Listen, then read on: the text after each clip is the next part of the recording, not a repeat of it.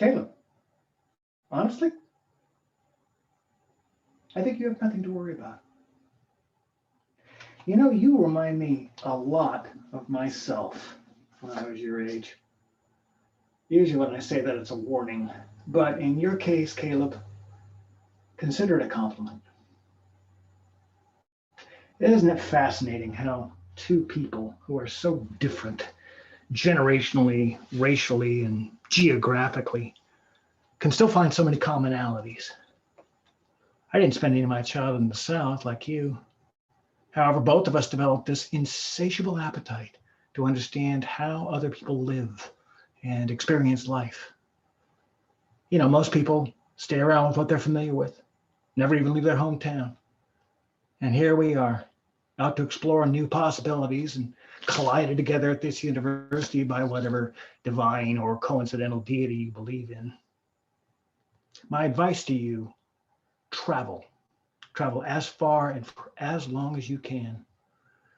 Your professors here at Tuskegee can only provide you glimpses of the nuances and paradoxes of this world. You may even leave out of here, shoes shine, chest poked out, thinking your degree means you understand some things. But the world is much bigger than you can ever imagine. I found that out the good way.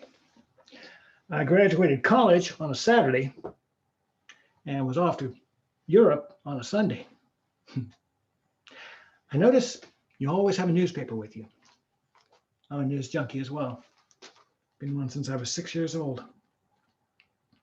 Used to cut out every article I could and try to scrapbook the war. I was sort of caught up in current events that I was so convinced that the people who kidnapped a Lindbergh baby in New Jersey were going to come all the way to Berkeley, California and sneak into the boarding house my mom and I lived in and snatch me right up. You could say I had a bit of a wild imagination. You see, my mother had college students and professors and lawyers around all the time to talk politics and law and world events. And I was a little sponge over in the corner, soaking it all up.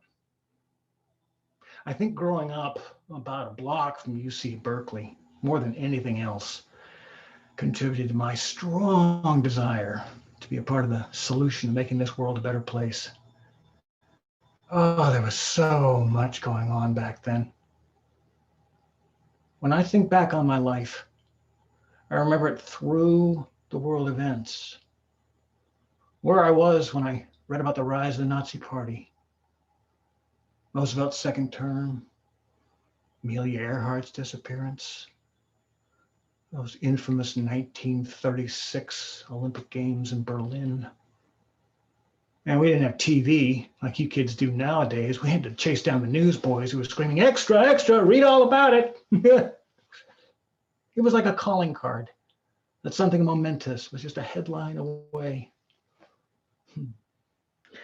Could you help me with those books over there? I'm on my way out to the car. I could use some help. Thanks. Remember, two of my mom's friends, attended those Olympic Games. They brought me back a picture book, which proudly included photos of the swastika alongside the Olympic circle over the stadium. There was so much hatred for the Jews in Germany. And I asked my mom one day if we knew any Jews. And she said, "Yes, your best friend." I was so naive. But like you, I was just trying to learn as much as I could, as fast as I could. So glad I did too. Because right after college, I attended school in France and became a foreign service officer in the State Department in Saigon and all throughout Vietnam.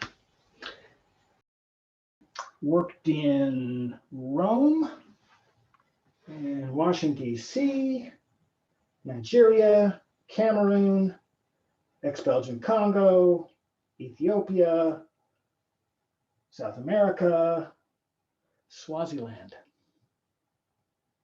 So believe me when I tell you that you can do just fine in this course. If at this point you have done the work and figured out that world affairs are Complicated, to say the least. You, sir, have an A in my class. There I go, rambling on again. I could speak about traveling the world till the cows come home. The goal, Caleb, is that one day, when you're about as gray as I am, someone younger than you is going to approach you about satisfying their hunger for the world and all its mysteries. And you'll be able to say to them, as I do to you now, that you determine the details of your adventure, no one else. That you are very proud to be in study and of service to life and all our people. Oh, be sure to tell them about your time in Tuskegee.